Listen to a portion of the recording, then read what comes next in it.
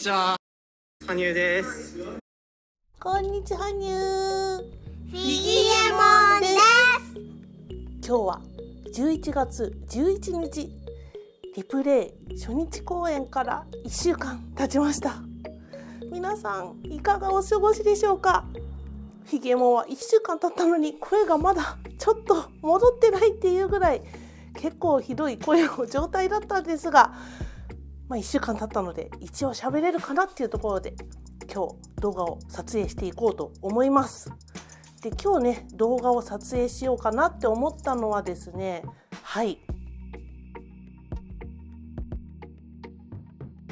こちらのリプレイのね最速のパンフレットが先ほど届きましたので、そのご紹介をねしようかなと思いまして動画を撮影しております。こちらにはリプレイのアクスタたちと、そしてギフトのね、向こうにパンフレットありますけど、ギフトがファースト、リプレイがセカンドということで、ギフトとリプレイのグッズなどちょっと並べております。 OK。 リプレイのパンフレットはどんな感じなんでしょうか。見ていきたいと思います。よろしくお願いします。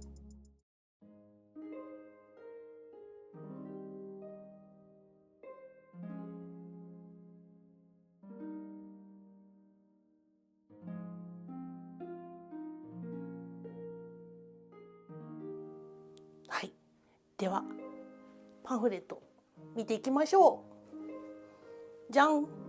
こんな感じでツルツルのね生地じゃないね、紙の素材です。で、こういう糊が貼ってあるタイプのものでございます。で、裏がこちらなんでしょうね。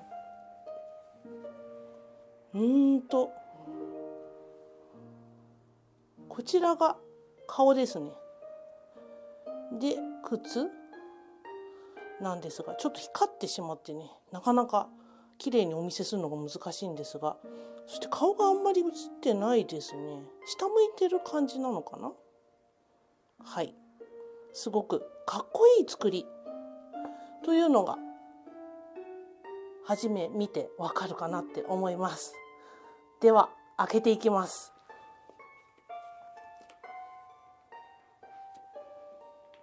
おー、リプレイ、この水色と黒のリプレイのロゴですね。思い出してねっていう感じなんでしょうか。次のページがこちらです。ではちょっとね読んでいこうかなと思います。かっこいいですね。僕は言葉を大事にしています。16歳の頃からずっと東日本大震災のことなどを含めて様々なことを尋ねられるたび、どんなコメントがいいのかなということを考えてきました。それからだんだん言葉の意味だったり、言葉の持っている力だったりを感じるようになってきました。そしてフィギュアスケートだけではなくて、自分の言葉から発せられる表現や気持ちなどを含めてテーマを一つに絞って表現できる場所、アイスストーリーが生まれました。アイスストーリーならではだなと僕が強く思うのは、一人きりで全部プログラムを通して滑ること。そうしたプログラムがなんとなく置かれているのではなく、ちゃんとその物語の中の一つのピースとして存在していること。そしてこれまでと同じプログラムももちろん滑るけど、アイスストーリーの公演に向けてオーダーメイドされたプログラムたちがそこにいることです。こうしたことが本当に特別だなと思っていただけるよう滑りたいと思っています。羽生結弦。ということで、こちらそう書かれていました。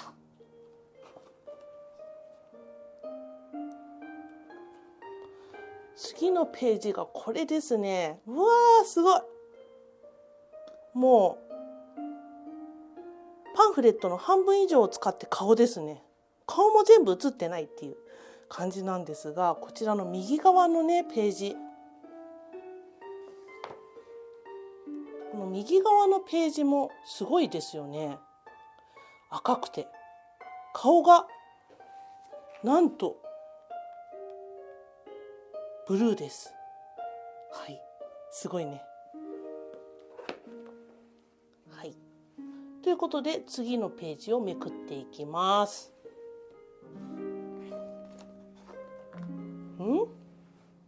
何これ。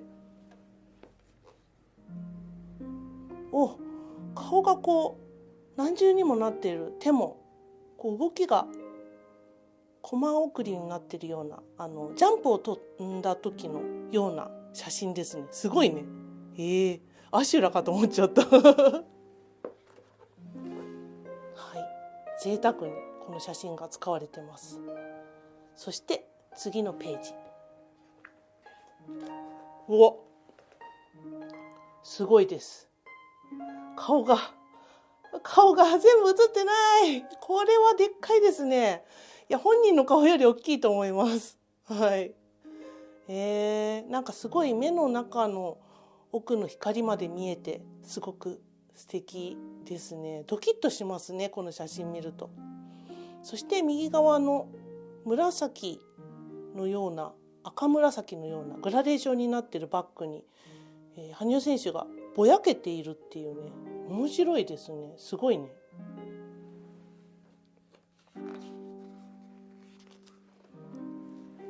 次のページがこちら。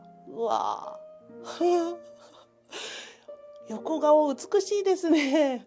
めちゃめちゃここのラインがすごく素敵ですね。鍛えられてるなという感じですね。綺麗です。お、これはすごいですね。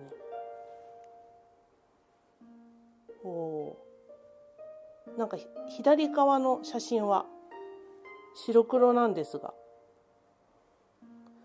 こうなんか氷が舞ってるような、だけど多分陸上なのかな。これネックレスもしていて、ジャケットも着てますね。で、右側の写真は何でしょう。青と赤なので陰と陽みたいな、そんなイメージの写真なのでしょうか。怖い悪魔の羽生選手と静かな羽生選手というところでしょうか。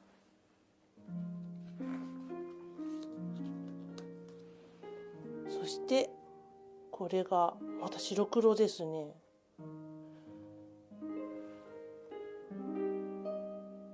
スケート靴の裏側がバッチリ見えるみたいな、そんな感じのショットなんですが、目つむってますね。なんかこうイメージ写真みたいな感じです。これはちょっとカラー開きましたね。右側の写真、やっぱり顔がドアップなので見ちゃいますけど、目がいっちゃいますけどウインクしてますね。ウインクしてるけどウインクっぽくないっていうね、すごい左側の写真は赤の花がこう肩のところにあって、花ですよね。ちょっと見たことない感じのお写真です。これは先ほどの赤バッグの顔がブルーのそのアップの写真ですかね。すごいですね。この青の顔を見るとクビテラシビリ選手のエキシビジョンを思い出してしまうんですが、ジーニーですね。ジーニーのプログラム、あれとても印象に残ってますけど、羽生選手も顔青く塗ったのでしょうか。それともなんかこう青い加工をしたのでしょうか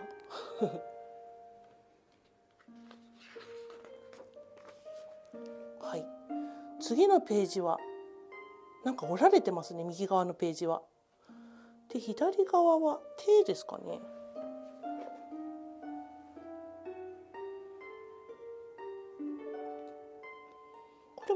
けないとあれか。開けてもあんまり関係なかったです。顔ここにいるんだ。気づかなかった顔ここでした手ばっかりに見えちゃって顔どこだろうと思ってはい、このページだけ、長細い感じになってますね。で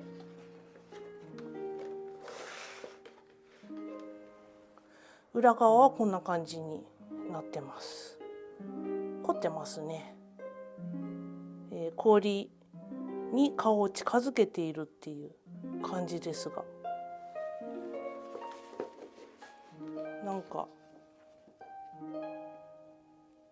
ちょっとアイシャドウ塗ってますかね。違うのかな。こんな作りになっております。でこちらも反ってる写真ですね。ファンタジーオンアイスのイフの時をちょっと思い出すような、そんな反り身の姿勢です。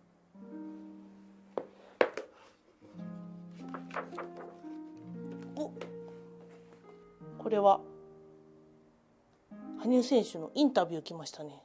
何が書いてあるのかかなり興味津々です。これちゃんとね全部読んでいきたいと思います。はい。羽生結弦ロングインタビューリプレイ。アイスストーリーセカンドリプレイはどんなきっかけで生まれましたか。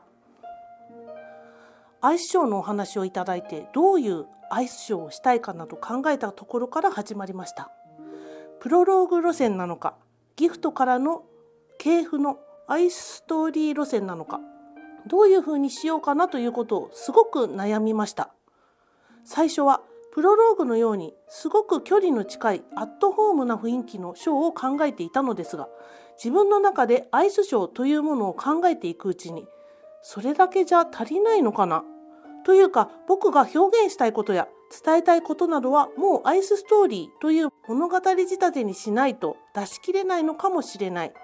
そうしないと何かもったいないかもしれないと思ったのです。競技フィギュアというものから離れたからこそ思うことがあります。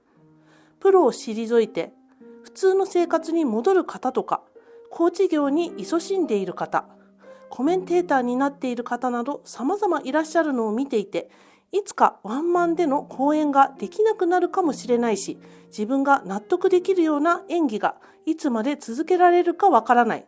だからそれまでに自分が表現したいことをちゃんと表現しきりたいなという思いになり、覚悟が生まれました。だからアイストーリーという系譜にしたのです。そう決めたので、さあ書かなきゃいけない笑いというところからリプレイが生まれました。そうやってアイスストーリーセカンドとして生まれた物語をリプレイと名付けたのにはどんな思いがありましたか。そもそもこの物語を書く前に決めていたタイトルはリプレイとは違うものでした。仮のタイトルがあって物語を書いたり深めたりしていたのですが、どんどんタイトルが変わっていったという経緯がリプレイにはありました。最初からゲームテイストのようなものを考えていたのですけれども、書いて深めていくうちに僕もみんなの中にも願いなのか目標なのか、ある意味では夢なのかもしれない、何かそういったものがそれぞれにあるな、それは祈りという単語に全部含まれるのではないかと思うようになったのです。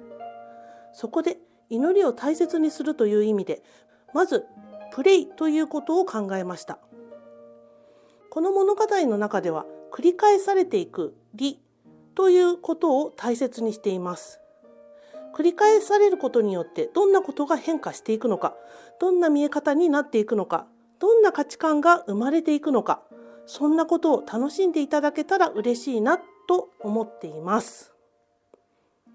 先ほど今のようなものができなくなる時までに自分が表現したいことをちゃんと表現しきりたいと話していましたが、羽生さんが表現したいものはどのようなものですか？表現したいことの根本は多分ずっと変わらないだろうなと思っています。今回リプレイを書いている時も考えていましたけど、さっき言った祈りというもの、それは誰かにとっては夢かもしれない。夢だとしたらそれは僕の中ではギフトでした。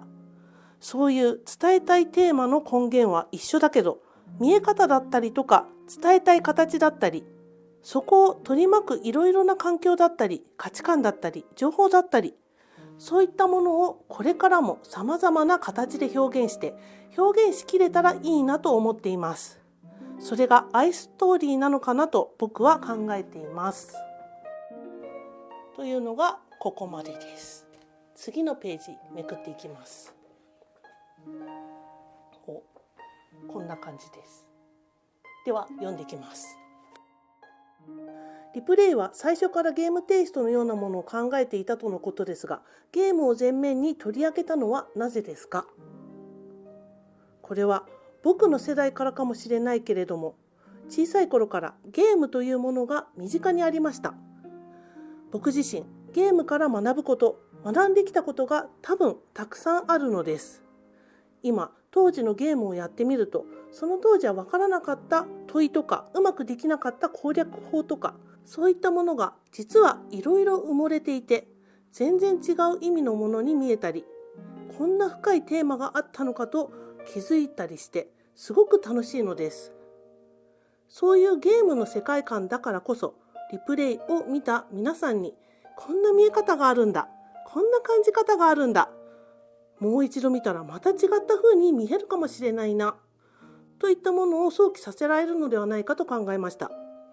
例えば、ギフトは羽生結弦がモチーフで、そこから一人の人生のようなものを綴っているから、一つの命としての一人の人生としてのギフトといったものがあります。ですけど、ゲームの中の世界って一つだけじゃない。何回でもできます。そこから何回でもできるのはどうしてなのかという話とか、命は一つしかないけれどゲーム内だったら何回もある。では何回もある命にはどんな価値があるのだろうといった人間の根本的にあるものを少し哲学的なことを含めて考えていただきたいなと思って作りました。普通の一回きりの人生だけだったら多分こうだよねというものと、何度でもやれちゃうからこういう答えになるよねというものとがあって、両方とも合わさった時に自分の人生こうなるんじゃないかなとか、命に対して自分の考え方はこうなるんじゃないかなとか、そういったものを感じてほしいなと思います。根源的な問いや深い思考、講演をしっかり繰り返し拝見したいと思います。リプレイの表記ですが、大文字にしたりアンダーバーを使ったりしています。何か意図はあるのでしょうか？ちょっとゲームっぽくしたかったんです自分らしさを出す、自分を表現するときに今までやってこなかった新しい手法で表現を追求した形として自分の原点にあるゲームというものを選んでみました。それなので表記もゲームらしいものにしています。新しい手法での表現を見せるにあたって、今特に頑張っていることとか力を入れていることはどんなことでしょうか？やっぱり体力維持が大変ですね笑い。リプレイに向けてプログラムも新しくいくつか作りました。新しいプログラムというだけでも結構体力は消耗します。でもそれでも自分が見せたい世界というものを考えたとき、自分の体力とか技術とか云々で制限してしまわないように、ここにこういうプログラムがないとダメだよなというように、自分が表現したいことがあったらそれを達成するために技術や体力が必要だったりします。そこはやりがいでもあるし、大変なところでもあるし、楽しいなと思うところでもあるし、アイスストーリーを作っているなという感じでもあります。いろいろな思いが含まれていると思いますが、楽しいっていいですよね。このチームで作っていること自体が楽しいんです。では次のページめくっていきます。はい、こんなページです。こっち見てます。めっちゃ目が合います。めっちゃ目が合いますはい、では読んでいきます。このチームでの作業はどんなところが楽しいですか？僕が表現したいことをすごく組んでくれます。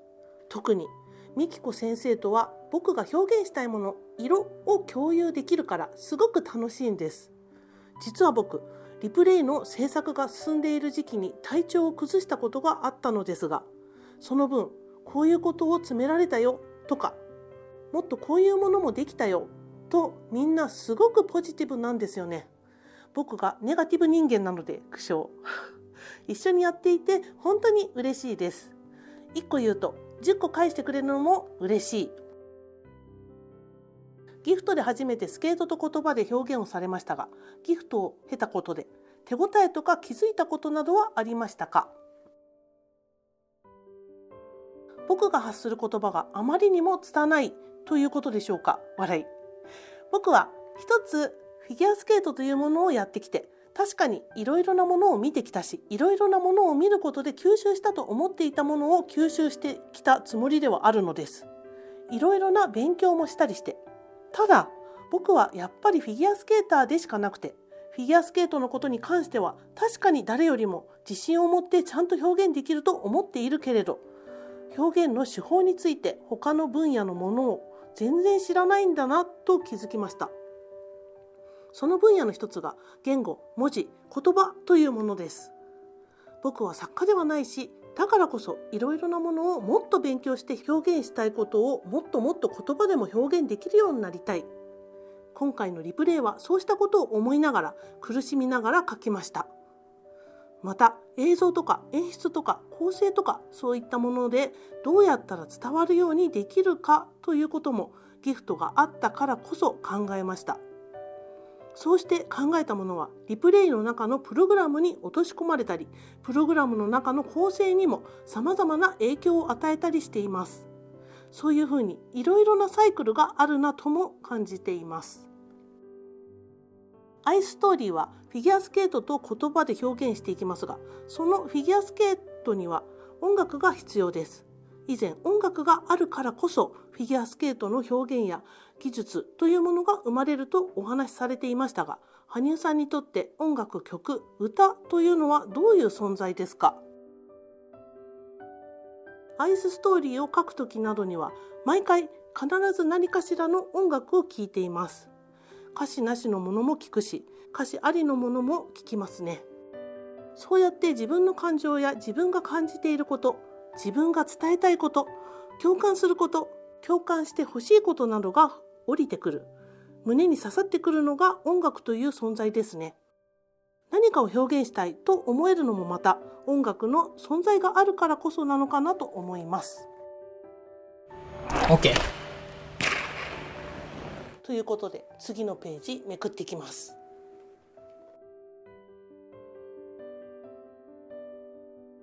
アイストーリーで使う曲も使わない曲も聴くのですか？はい、どちらも聴いてますね。自分のプログラムの曲は聴きながら、そこにストーリー付けをしていくのです。それ以外の曲でももちろん J-POP もすごく好きだし、インストルメンタルもすごく好き。それぞれの曲や音楽の中にある風景だったり、感情だったり、それから想起させられるものだったりがすごく心の支えになっていますし、それを表現したいと思ったりしています。リプレイについて羽生さんのコメントに、見てくださる方一人一人の中にしか生まれない世界の色を感じていただければと思いますとあります。この思いについてもう少し伺えますか？このリプレイという物語では、観客の皆さん自身がゲームをしているプレイヤーの立場になってほしいなと考えています。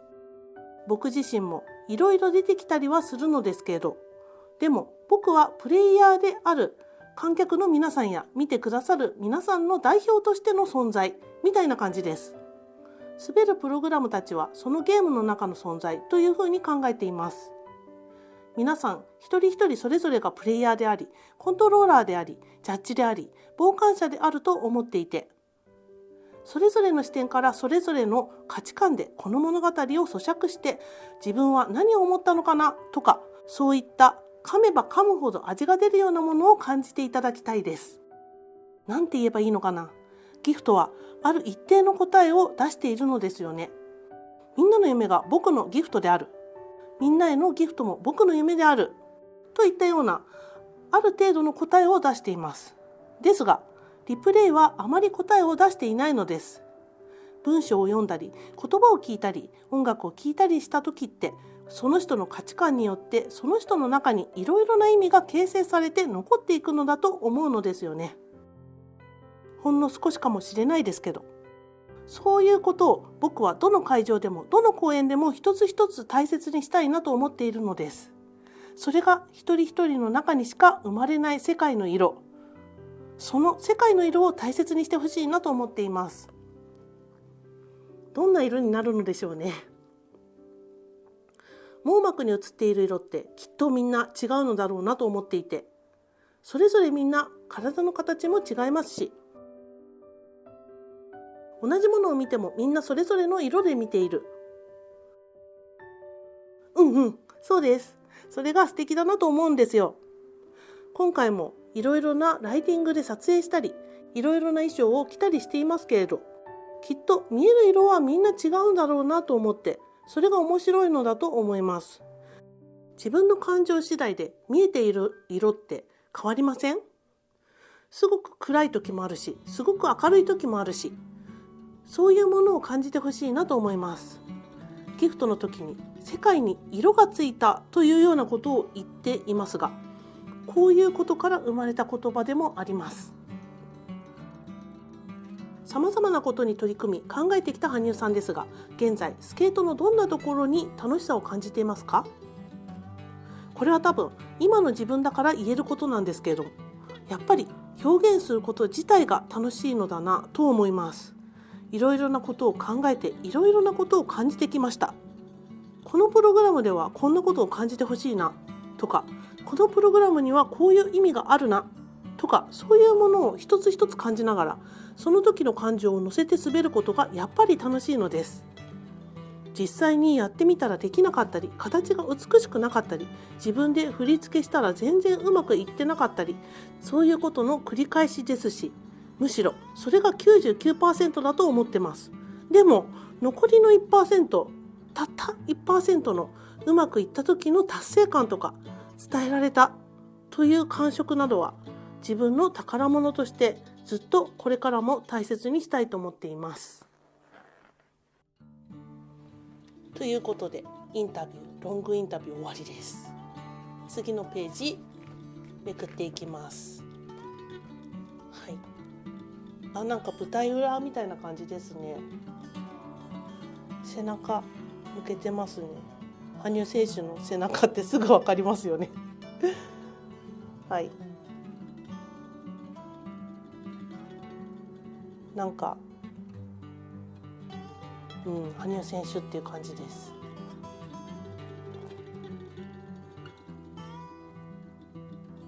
はい。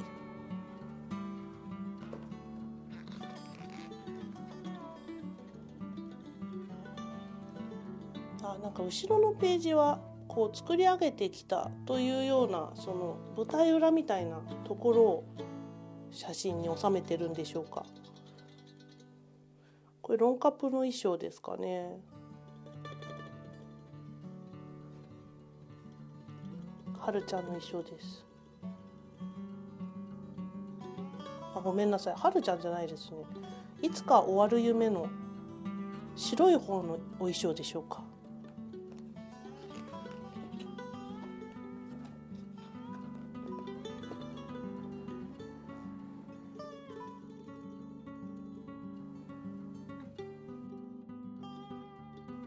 このピースした顔が大人になったねっていう感じですね。着てるものも大人っぽいんですが、はい、こんな感じです。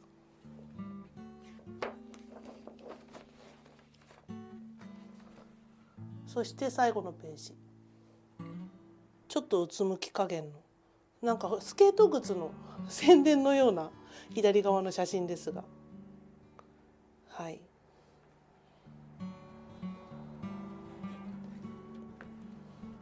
終わり。